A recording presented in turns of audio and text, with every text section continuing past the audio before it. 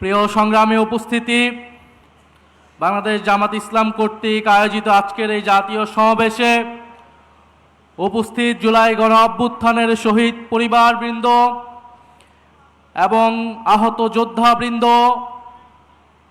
সহ বাংলাদেশের গুরুত্বপূর্ণ নেতৃবৃন্দ যারা মঞ্চে উপস্থিত আছেন, জামাত ইসলামের সম্মানিত আমির, বাংলাদেশের জাতীয় সংসদের বিরোধী দলীয় নেতা ডক্টর শফিকুর রহমান সহ সবাইকে জাতীয় নাগরিক পার্টি এনসিপির পক্ষ থেকে সালাম এবং শুভেচ্ছা জানাচ্ছি। প্রিয় উপস্থিতি, আপনারা জানেন 2024 সালের জুলাই গণ অভ্যুত্থানের মধ্য দিয়ে বাংলাদেশ একটা পরিবর্তনের স্বপ্ন দেখেছে। বাংলাদেশের মুক্তিকামী জনগণ প্রতিজ্ঞা নিয়েছিল বাংলাদেশে নতুন করে কোনো স্বৈরতন্ত্র এই দেশে ফেরত আসতে দেওয়া হবে না। সেই প্রতিজ্ঞা থেকেই বাংলাদেশের সংস্কারের কার্যক্রম শুরু হয়। 5ই আগস্টের পর থেকেই প্রতি পদে পদে তৎকালীন বিএনপি সেই সংস্কার কার্যক্রমে বাধা দিয়ে এসেছিল। একটা পর্যায়ে তারা বাধ্য হয়ে ঐক্যমত কমিশনে আসে, কিন্তু ঐক্যমত কমিশনে এসেও প্রত্যেকটা গুরুত্বপূর্ণ সংস্কারে তারা নোট অফ ডিসেন্ট, অর্থাৎ তাদের বাধা, তাদের অসম্মতি তারা জানিয়ে এসেছে।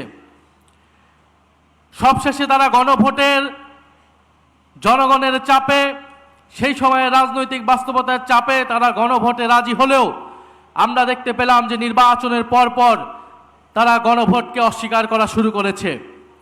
যেই বিএনপির জন্ম হয়েছিল গণভোটের মাধ্যমে, সেই বিএনপি আজকে জুলাই গণ অভ্যুত্থান পরবর্তী গণভোটকে অস্বীকার করছে। পারতপক্ষে বিএনপি তার অস্তিত্বকেই অস্বীকার করতে শুরু করে দিয়েছে। আমরা খুব স্পষ্টভাবে বলতে চাই, বাংলাদেশের প্রত্যেকটি প্রতিষ্ঠানকে নতুন করে যে বিএনপি দলীয়করণ করছে, এটা আওয়ামী লীগের পথেই বিএনপি বাংলাদেশকে এগিয়ে নিয়ে যাচ্ছে।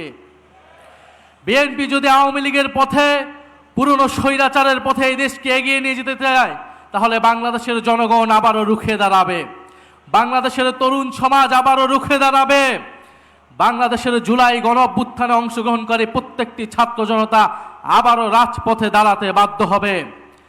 বিএনপি কৃষক কার্ড, ফ্যামিলি কার্ড দিয়ে জনগণের মন ভুলানোর চেষ্টা করছে। কৃষক কার্ড, ফ্যামিলি কার্ড দিতে দিতেই বিএনপির তেল ফুরিয়ে গিয়েছে, জ্বালানি ফুরিয়ে গিয়েছে, অথচ মন্ত্রীরা সংসদে বলছে কোনো জ্বালানি সংকট নাই। বাস্তব সমস্যাকে অস্বীকার করছে, অর্থনৈতিক সমস্যাকে অস্বীকার করছে, দেশে আইন শৃঙ্খলার যে ক্রমান্বয়ে অবনতি হচ্ছে সেটাকে অস্বীকার করছে বর্তমান সরকার। আমরা সর্বাত্মকভাবে এই সরকারকে সহযোগিতা করতে প্রস্তুত ছিলাম দেশের স্বার্থে, জনগণের স্বার্থে, কিন্তু বিএনপি সরকার সেই সকল সহযোগিতা নেওয়ার সকল দরজা বন্ধ করে দিচ্ছে। আমার জানা নেই, যারা এখানে অভিজ্ঞ আছেন, মুরব্বী আছেন, তারা বলতে পারবেন বাংলাদেশের ইতিহাসে এত কম সময়ে, মাত্র 2 মাসে কোন সরকার এতটা অজনপ্রিয় হয়েছিল কিনা।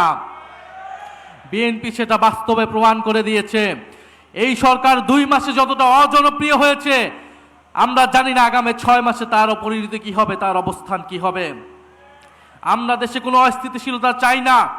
আমাদের দাবি একটাই, গণভোটের গণরায় বাস্তবায়ন করে জুলাই গণ অভ্যুত্থানকে প্রকৃত সম্মান দেওয়া, জুলাই শহীদ পরিবারকে প্রকৃত সম্মান দেওয়া, আহত যোদ্ধাদের প্রকৃত সম্মান দেওয়া।